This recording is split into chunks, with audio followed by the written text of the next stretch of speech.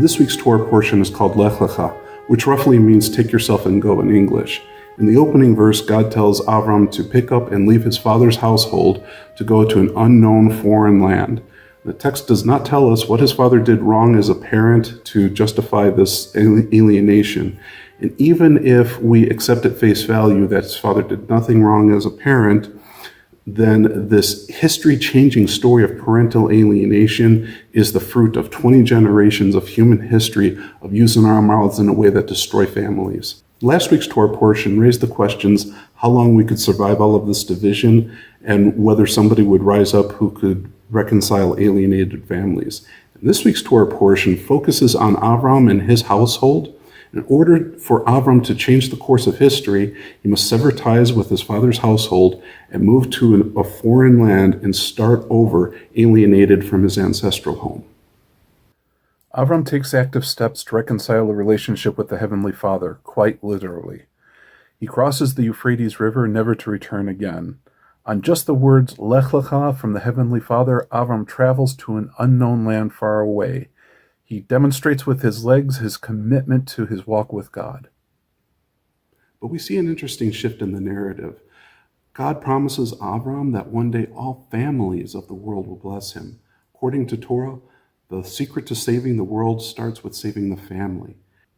From this point forward in the text, we will focus in on Avram's qualities to learn what is unique about him. Not only will this patriarch change history, but he will demonstrate qualities that will bless all families in the world. Afterwards, there's a strange twist in the narrative that threatens to break up Avram's household. He and his wife Sarai go down to Egypt, where Pharaoh takes her as a wife because Avram advised her to say she was his sister instead of his wife. Torah doesn't sugarcoat our forefathers' struggles. The text is not afraid to highlight decisions that they made that threatened to break up their families immediately after making a grandiose promise to unify families of the world one day. Despite the grand promise in Avram's future, the Torah portrays further division within his household. Avram's nephew Lot has been part of his household up until this point.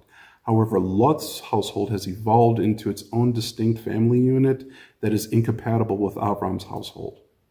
The two families must split. We get a first glimpse at their incompatibility when Lot decides to go in the direction where the land is lush and offers opportunities for physical wealth, whereas Avram, by contrast, goes in the opposite direction where the land offers spiritual promise. The text shifts back to focusing on Avram's household with some major developments. He takes on Hagar as his second wife, and she gives birth to his first child, Ishmael. And this causes a lot of tension in the household between the two wives. Afterwards, God changes Avram's name to Avraham and Sarai's name to Sarah. He establishes a covenant of circumcision with Avraham, with Ishmael, and with the sons born into their households. Torah does not portray previous forefathers as putting so much effort to reconcile with the Heavenly Father. Avraham is the first of the forefathers who actively works to restore an intimate relationship with the Heavenly Father. He is willing to go anywhere and do anything for God.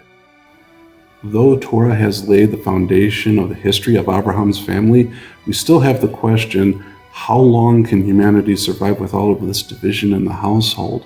We have an additional question. What do Ishmael and Lot have to do with parental alienation? Next week's Torah portion is called Vayera, and we'll wrestle with these questions.